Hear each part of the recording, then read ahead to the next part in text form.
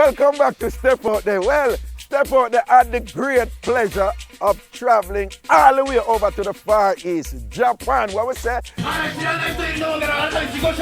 Tokyo, Japan. We jump over there. And wow, it was a wonderful experience. It was a joy. It was my first time there. The sounds and lights of Shibuya. And just to get some insight into the Japanese culture and can come share that with you right now. It was a pleasure.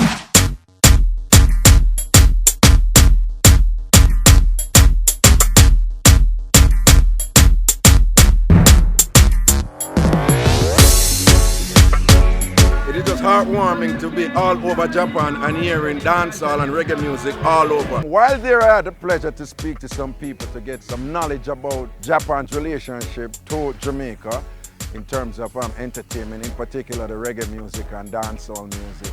Fortunately for me, I was able to speak to Koji from 24/7 Records and also Stephen from VP Records. What they had to share was very revealing. Right smack in the middle of Tokyo right now, downtown Tokyo, and this is where all the action is. Everything is down here, you know?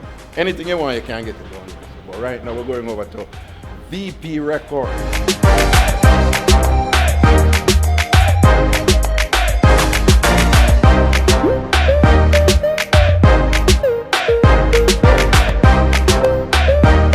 Yeah, let me read it down.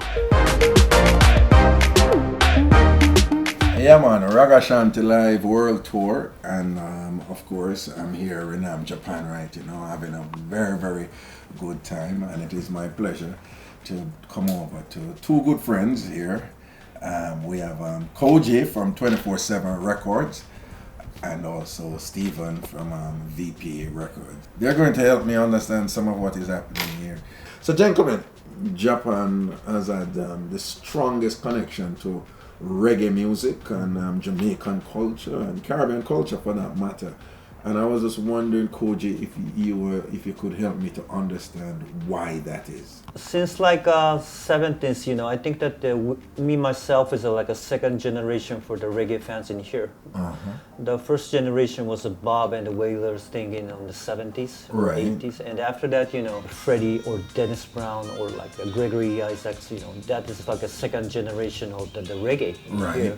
And then we started that in here like Sunsplat thing, you know. We call it Japan Splash, you know. It's a kind of like a similar to that reggae Sunsplash in Jamaica.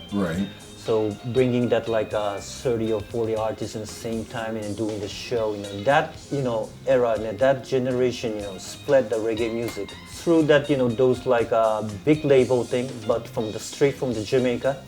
You know, those people that spend a lot of effort, you know, and time to plant the seed for the reggae.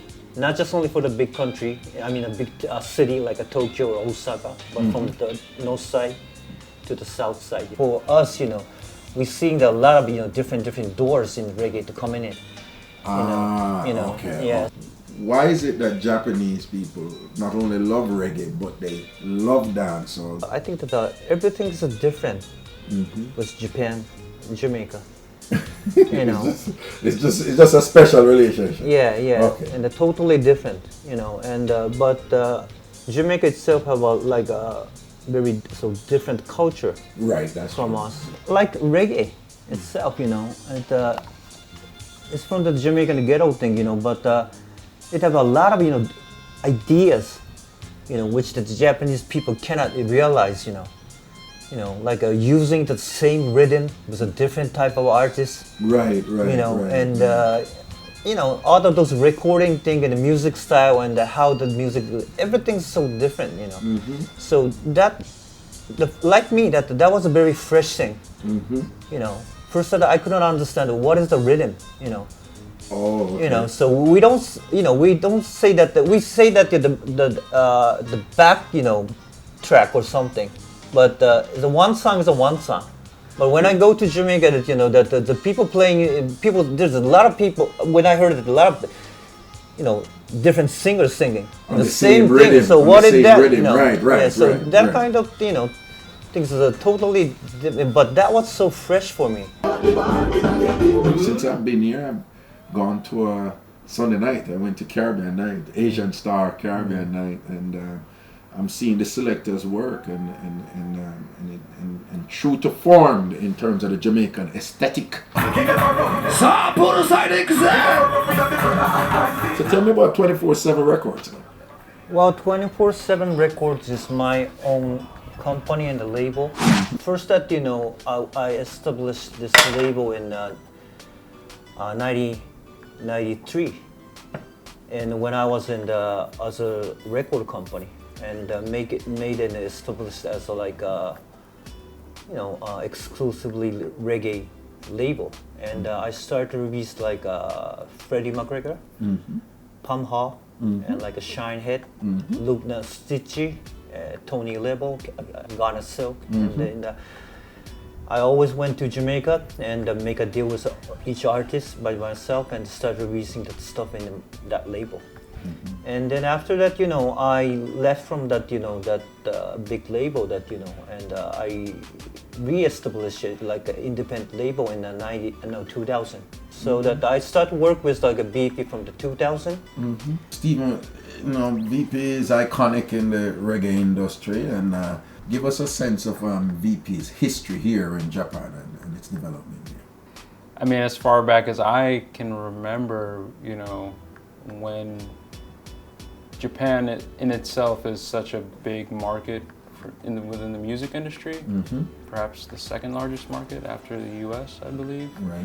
And then especially for reggae, as you know, it was a very important market for us to get into and really have, a closer relationship with, retailers and, artists here, just the community here.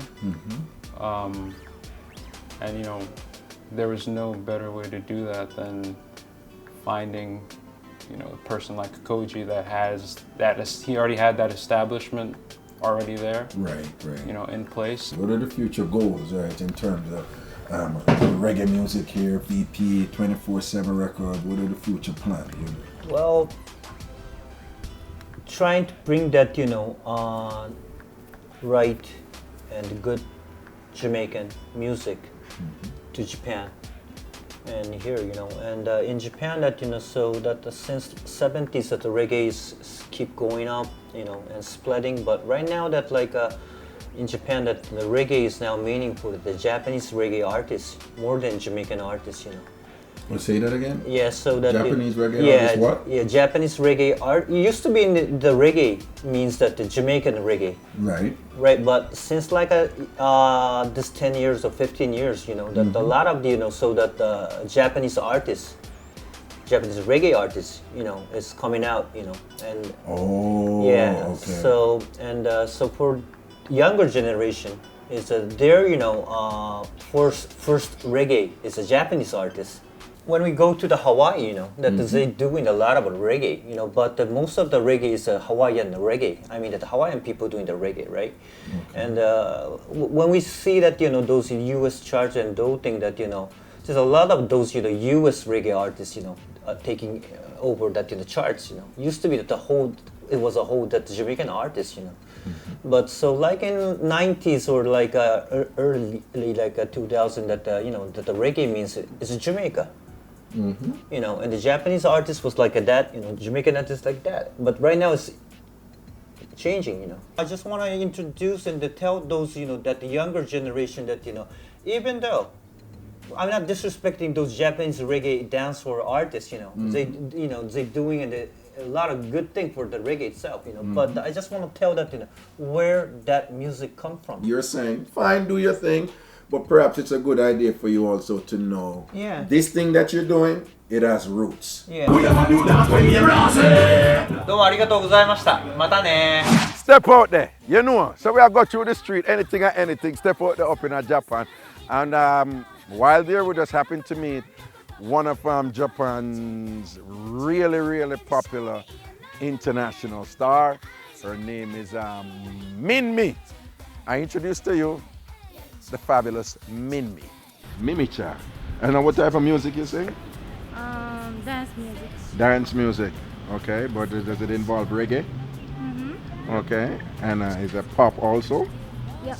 Yeah, so she have been already to like Jamaica or like Trinidad, you know, a lot of time, and Okay.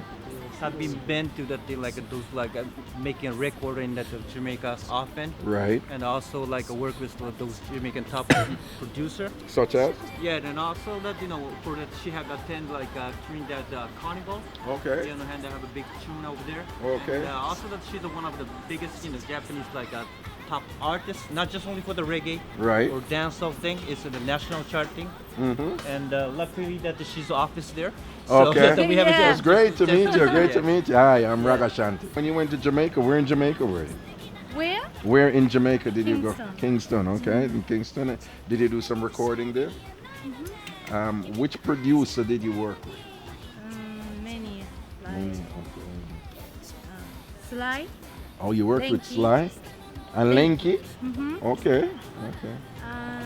So This is Lanky who did Duale rhythm Yeah, and so Stevie forth. Lanky Marston. Okay, right, okay. I used to have my record label in Jamaica. Right. I used to have my own label. Label. Oh, okay, Because okay. I build track Mm-hmm. and I produce Jamaican artists like T.O.K.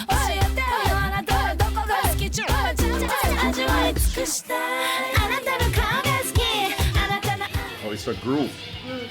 What's the name? Attack Them Squad. Attack Them Squad. Attack Them Squad.